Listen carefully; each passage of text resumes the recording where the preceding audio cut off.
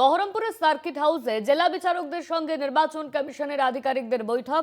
SIR নিয়ে মুর্শিদাবাদ জেলার 11 জন বিচারকের সঙ্গে প্রশাসনের উচ্চ পদস্থদের আলোচনা। উপস্থিত জেলা শাসক, অতিরিক্ত জেলা শাসক। আমাদের সঙ্গে ফোন লাইনে রয়েছেন আমাদের প্রতিনিধি কল্যাণ চন্দ্র। কল্যাণ, কারা কারা উপস্থিত থাকবেন এই বৈঠকে, কি জানা যাচ্ছে?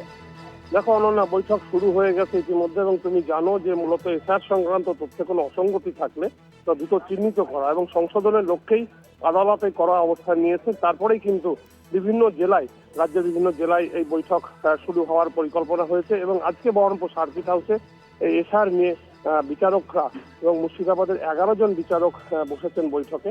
এবং মুর্শিদাবাদ, তার মধ্যে রয়েছেন মুর্শিদাবাদ জেলা শাসক, অতিরিক্ত জেলা শাসকগণ এবং পাশাপাশি 2 পুলিশ সুপার সহ বিভিন্ন মহকুমার এসডিওরা এই বৈঠক শুরু করেছেন এবং বৈঠকটা চলছে 10:40 থেকে 50 নাগাদ এই বৈঠক শুরু হয়েছে এবং বৈঠক কত দুপুর অবধি চলবে বলে জানা যাচ্ছে।